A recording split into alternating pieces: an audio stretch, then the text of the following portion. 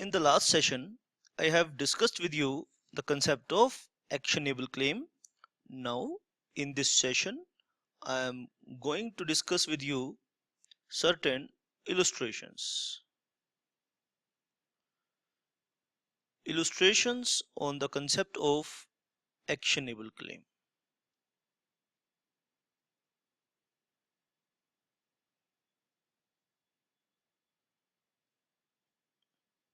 आप ध्यान से नोट करेंगे, एग्जाम में इसके ऊपर 4 मार्क्स क्वेश्चन आ सकता है बेटा, और 1 मार्क वाला क्वेश्चन भी इसमें आ सकता है। आप बात को ध्यान से सुनिए। Here I am going to discuss with you few examples. For example, देखिए, first, arrears of rent accrual constitute a debt so it is an actionable claim. Arrears of rent क्या है? आइए बात को समझते हैं। Arrears of rent,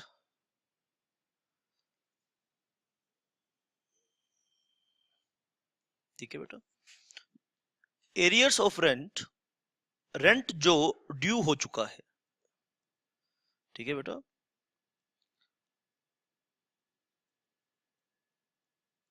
जब rent due हो जाता है,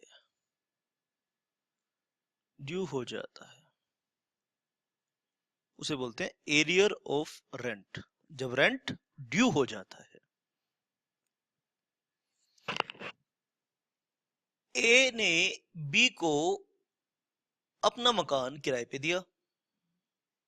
ए ने बी को अपना मकान किराए पर दिया। B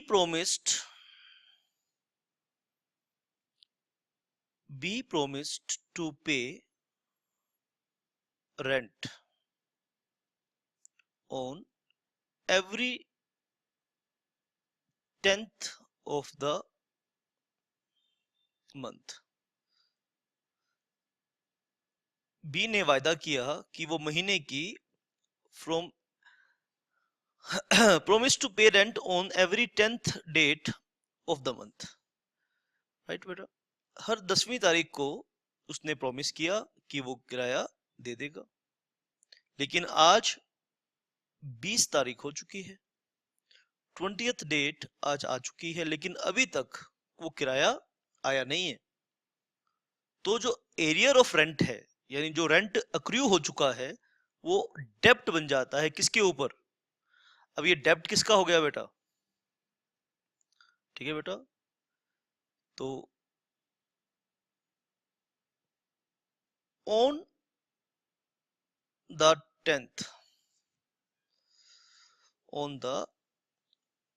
10th date of the month,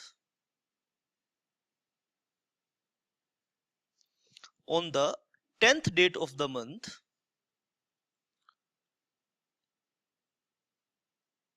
B becomes debtor. B becomes debtor of A, since this is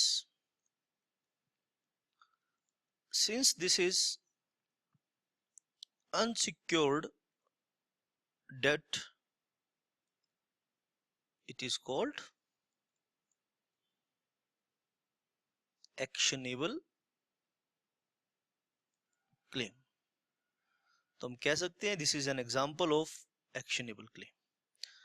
accrued rent मतलब जो रेंट ड्यू हो चुका है, जो अभी पे नहीं किया है, उसे बोलते हैं accrued rent.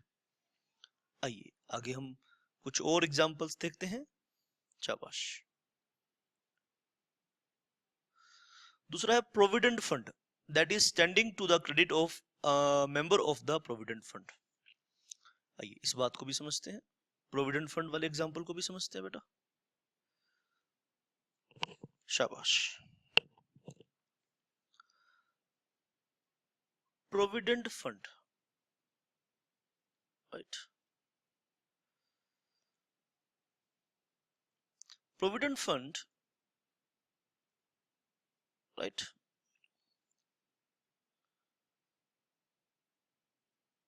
Is a benefit of employee,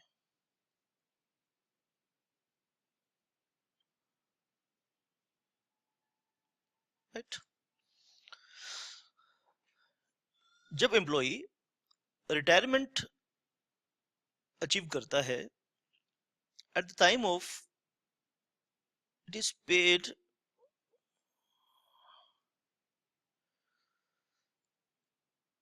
at the time of retirement of the employee, employ की रिटायरमेंट पर ये जो बेनिफिट है ये दिया जाता है। अब ये प्रोविडेंट फंड है, इस प्रोविडेंट फंड में एम्प्लॉय का अकाउंट खोला जाता है बेटा। मान लीजिए एक्स एम्प्लॉय है और उसका ये अकाउंट हमने खोल दिया यहां पर। अब जो पैसा ये डिपॉजिट कराएगा बेटा तो वो क्रेडिट हो जाएगा, यानी जो पैसा यहाँ डिपॉजिट होगा और जो विड्रॉल करवाएगा, जो पैसा विड्रॉ करवाएगा बेटा वो डेबिट हो जाएगा।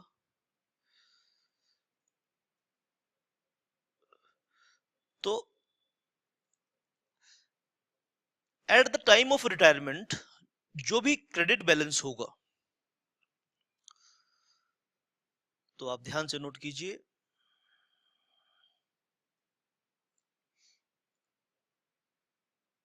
Credit balance of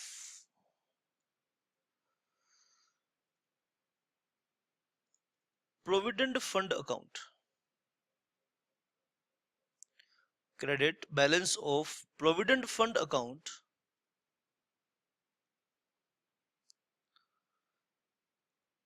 is an actionable claim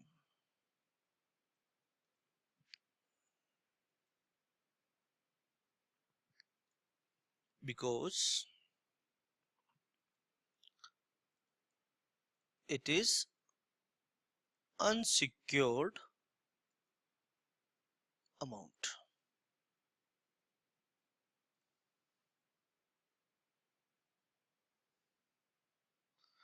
right. आइए हम और एग्जांपल देखते हैं बेटा। Third, money due under the insurance policy. हमने फर्स्ट देखा बेटा, आप नोट कर लीजिए अपनी कॉपी के अंदर।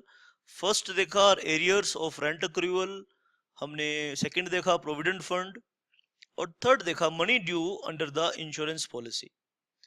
जो मनी पैसा ड्यू हो चुका है इंश्योरेंस पॉलिसी में, एक्स ने इंश्योरेंस पॉलिसी ली थी, तो राइट एक्स की इंश्योरेंस पॉलिसी थी एलआईसी के अगेंस्ट। आइए इस चीज को समझते हैं, इंश्योरेंस पॉलिसी को भी समझते हैं बेटा।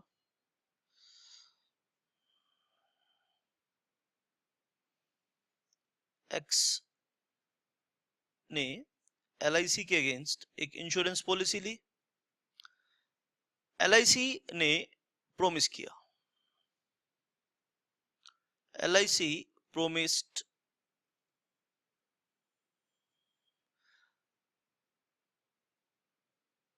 to pay on maturity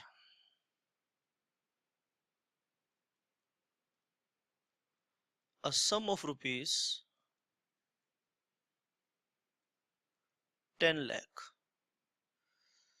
तो एलआईसी ने एक्स को एक वायदा किया था, ठीक है बेटा, 10 लाख रुपए देने का on the maturity of the policy. जब वो पॉलिसी मेच्योर हो जाएगी तो एलआईसी 10 लाख रुपए देगी on maturity date.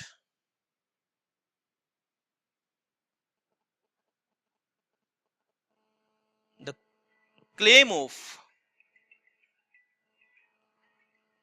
on maturity date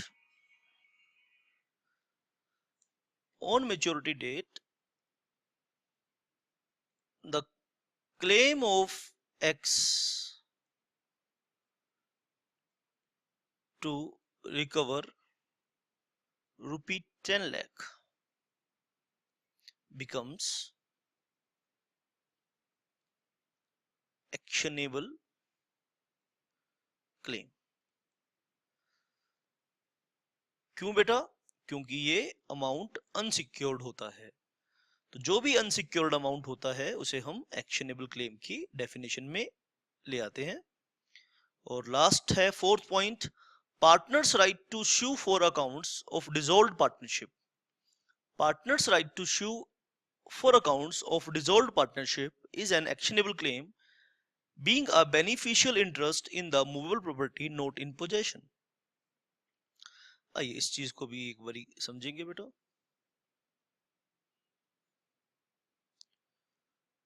देखिए फॉर एग्जांपल बेटा,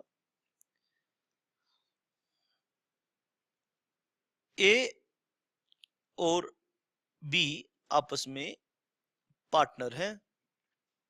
पार्टनर डिसोल्यूशन पार्टनर का हो चुका है, right. On dissolution certain movable properties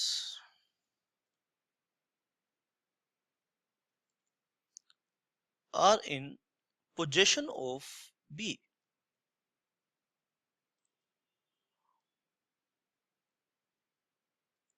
B की पोजीशन में कुछ मूवेबल प्रॉपर्टीज हैं, फॉर एग्जांपल कार, और उसकी वैल्यू है 10 लाख। अब इस 10 लाख में बेनिफिशियल इंटरेस्ट किसका है? मान लीजिए बेनिफिशियल इंटरेस्ट किसका है? ए का भी है और बी का भी है। ए का भी है और बी का भी है। और ये कार किसकी पोजीशन में है? बी की पोजीशन में है। तो A is right to recover, A is right to recover his share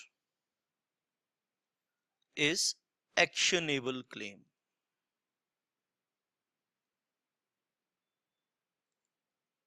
बोलिए बात समझ में आई कि नहीं आई? A is right to recover his share in actionable claim is actionable claim. A is right to recover his share is actionable claim against B.